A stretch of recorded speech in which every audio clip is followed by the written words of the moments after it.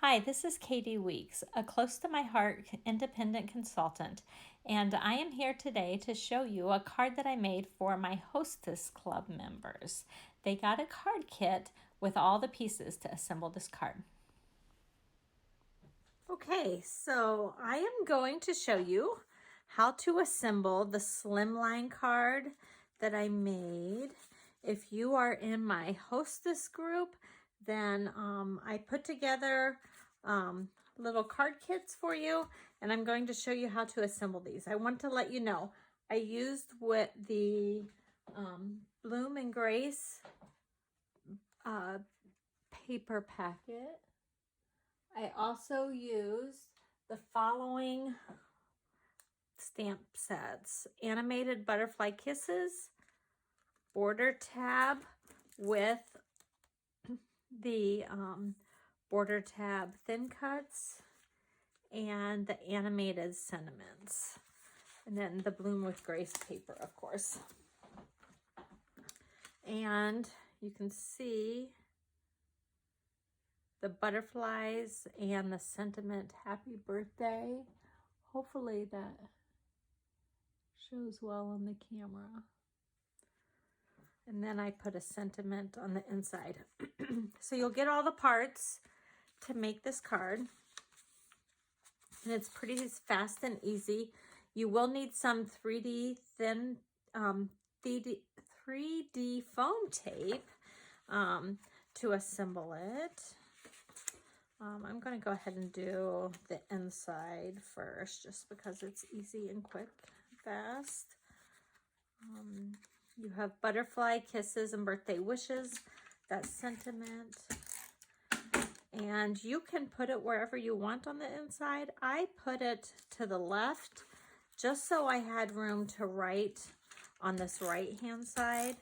I thought it gave me a little bit more real estate to work with over here when I send this birthday card out. And then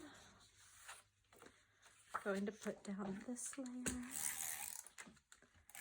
These slimline cards are like the end thing right now, and it just uses a regular business envelope, which is, you know, pretty convenient.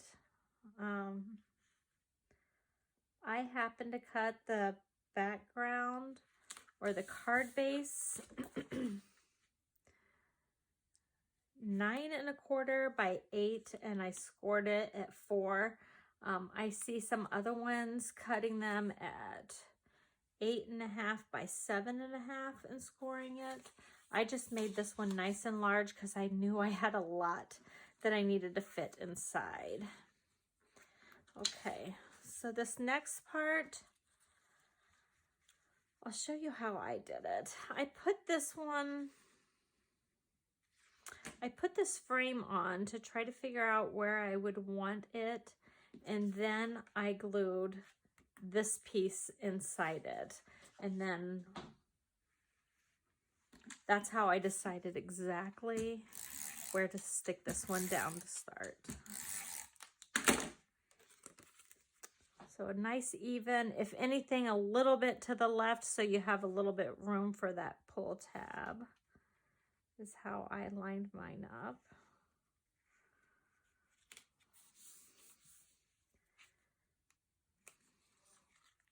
And then this piece, you have the animated sheet with the lines going up and down.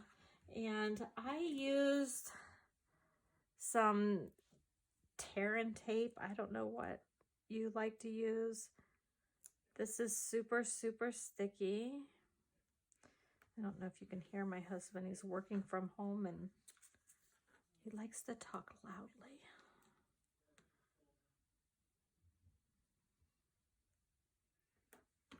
Okay.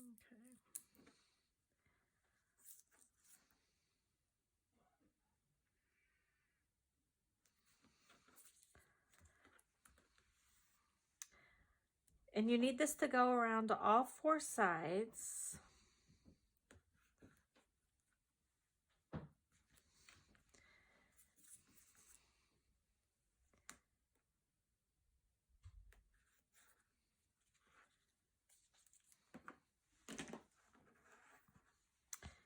burnish it really well. I just really like to use the super sticky tape for this layer, but you probably can use some of your other adhesives with it.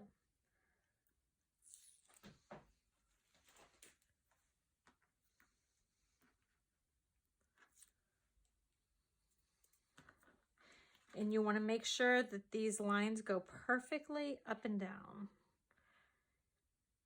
because that is how the animation will work best.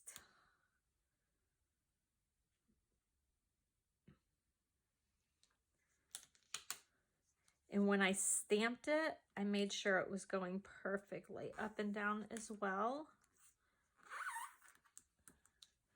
I have a little bit of adhesive showing on that.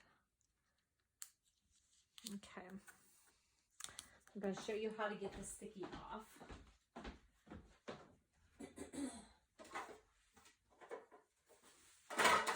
So if you ever have extra adhesive and you need to remove the sticky, I don't know if you can see that. There's a little bit of sticky showing. I don't want it to get stuck on there. I use my embossing buddy. You can do this on the back of stickers as well. It removes the sticky. And then just dust it off. And it removes the sticky. Perfect. Okay. And that's how it will go on. I'm going to want to pull my tab from the right. So when I put this frame on, it's going to be very important that I do not put any foam tape on this right side, because that's where I pull. I want the foam tape to go around here, but not here. So I'll show you how I assembled with the foam tape.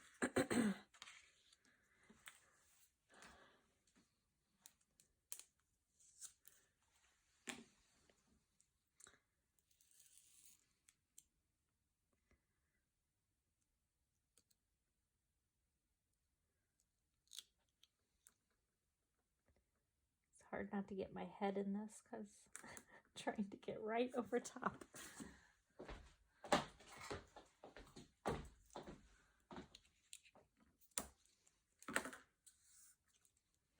And that's not as straight as I want it to be. Let me see if I can get a little bit straighter. Okay. And I like to lay my slide item right here to make sure I have it so it'll slide, but that it's not too loose. So I want to put this down and make sure it's snug, but yet that it'll still slide. Still has room to slide. And you do not want it to show through the window.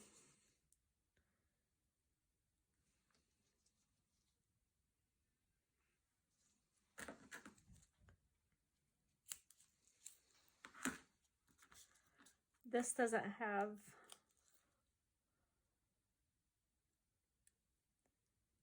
if this were thinner, I would have used the more narrow, but I have enough room. So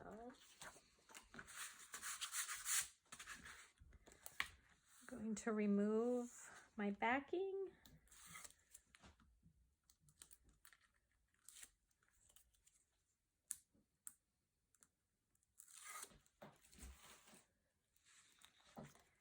And you want to line it up nice and even with those flowers that are below. And kind of pay attention to the outside border. Make sure it looks even all the way around. This, I'm going to test out now. And when you pull it, you want to do it kind of slowly. Yep. It's moving. Now, you might want to use the more narrow there if you need the room down here. You want to make sure it fits inside your,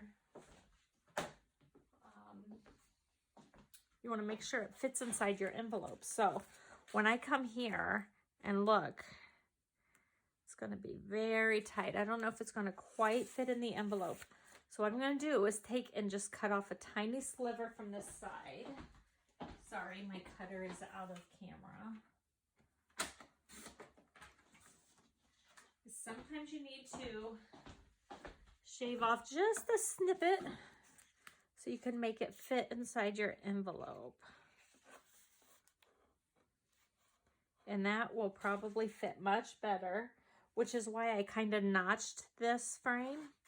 And the other thing I included, and it's totally up to you, you can add it or you don't have to add it, is this in case you want to put it on your pull. That way it makes it easier to pull it in and out. I happen to have our stapler from a few years ago. I don't know if you would have something, even a brad or something that you could attach it with.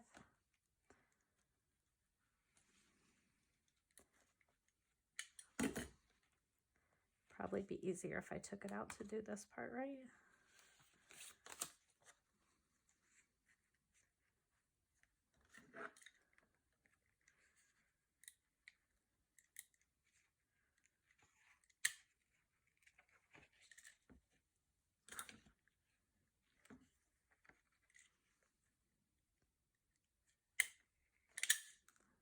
Oops.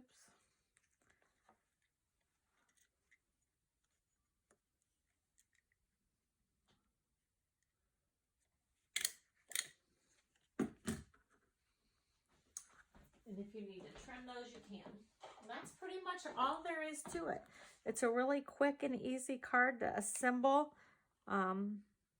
Really, the prep work was the longest part of this card. So you should be able to put it together fairly quickly and easily. And I think it makes a beautiful card. You do still have a few more days to order these. This is part of the September special. And the animated sheets we will continue to carry.